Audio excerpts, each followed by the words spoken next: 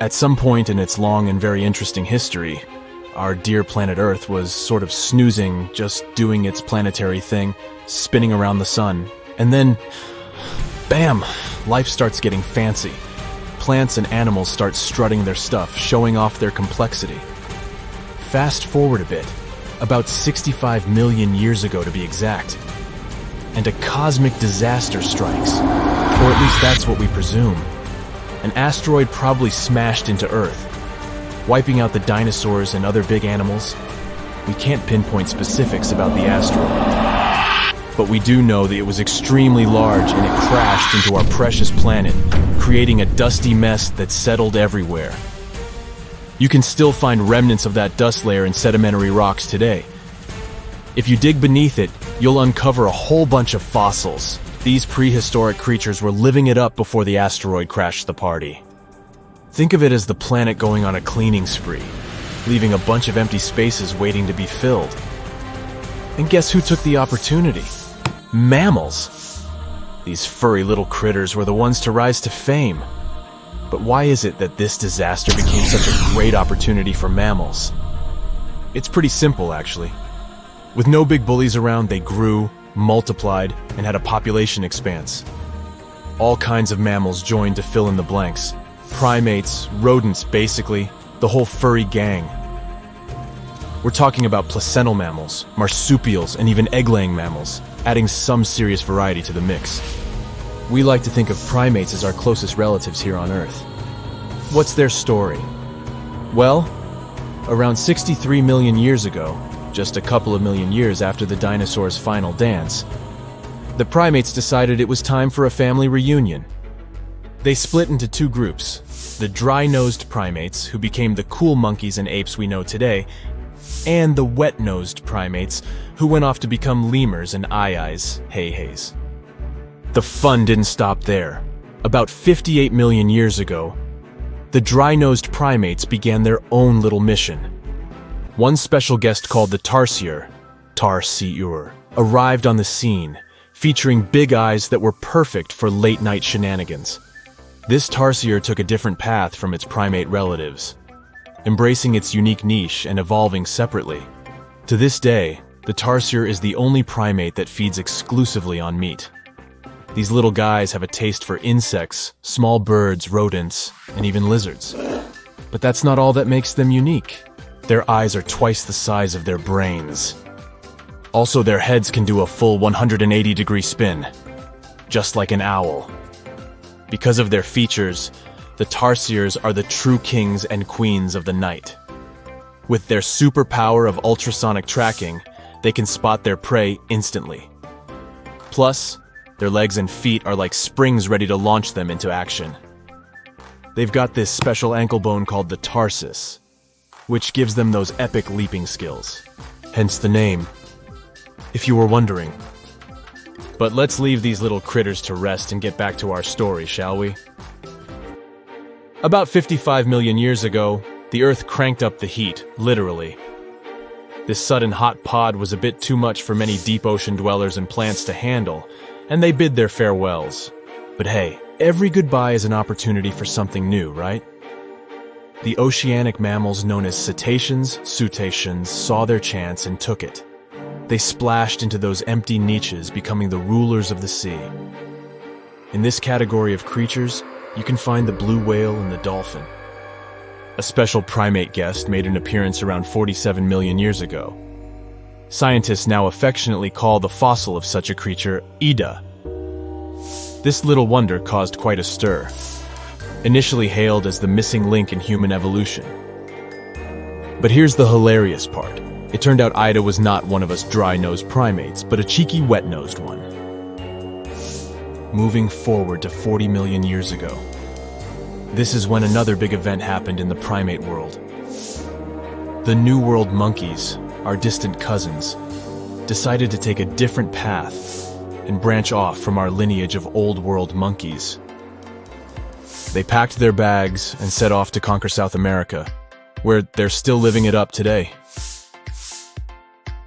What's the difference between the two, you might ask? Well, one crucial thing that sets them apart is the fact that the Old World monkeys had nostrils that pointed downwards. Around 25 million years ago, another troop of apes entered the scene, and these guys had something special: the lack of a tail. These unique creatures would go on to become our closest relatives. We're talking apes and great apes, the cool gang who share a whole lot of genetic similarities with us. The first ape to break free from the monkey madness was the gibbon. About 18 million years ago is when this little acrobat swung into the picture. A few million years later, the great apes made their grand entrance too. Orangutans were the pioneers, venturing into the wilds of southern Asia. We're getting closer and closer to the present. It was 7 million years ago when the great apes took a major fork in the evolutionary road. One path led to our ancestors, the future Homo sapiens, and the other path led to chimpanzees and bonobos. These two primate branches remained united for a few million years before finally going their separate ways. 5.6 million years ago, a game-changing ape called Ardipithecus made its way into our evolutionary history. It had a special talent: bipedalism. That's right, this was one of the first apes to walk on 2 feet, probably making its primate buddies raise an eyebrow or two. The real showstoppers, however, arrived around 4 million years ago: the Australopithecus crew. These were the earliest members of the Hominina hominina subtribe, our tribe. What made them so special? Well, probably the fact that they brought some serious tools to the game. Stone tools, to be precise. It seems that at some point in their evolution, these clever primates started using stones to make their lives easier. Now here comes a crucial turning point in our story. About 2 million years ago, our ancestors faced a food shortage. Survival of the fittest was the name of the game, and 2 strategies emerged. Group 1 went for stronger jaws, allowing them to chomp on tough foods like nuts. Group 2 had a different idea. They opted for weaker jaws, but bigger brains. They wanted access to a wider range of food options. Obviously, the bigger-brained group took the prize. And here's where our gang comes into play. Around 2.5 million years ago, a type of primate also known as handyman made its mark on history. These clever beings had larger brains and knew how to put those neurons to good use. About 1.9 million years ago, a new star emerged, Homo erectus. These creatures not only walked upright, but also had brains that were almost twice the size of the handyman's. They took the world by surprise, becoming the first of our direct ancestors to venture out of the African continent. They even knew how to tame fire. Approximately 700,000 years ago, the world witnessed a culinary revolution. The earliest evidence of cooking appeared. And around 500,000 years ago, our ancestors decided it was time to become a bit more fashionable, donning the first evidence of clothing. Our very own species came to be just 300,000 years ago. Told you we were late to the party. But the world was never the same after the appearance of Homo sapiens, the anatomically modern humans. Alongside our other relatives, we emerged, ready to conquer the world with our innovative minds and complex societies. The exact path of our evolution remains a bit of a mystery. But what we do know for sure is that Neanderthals joined the party around at some point too. As Homo sapiens flourished, so did our capacity for language. Modern speech is believed to have emerged almost hand in hand with our species.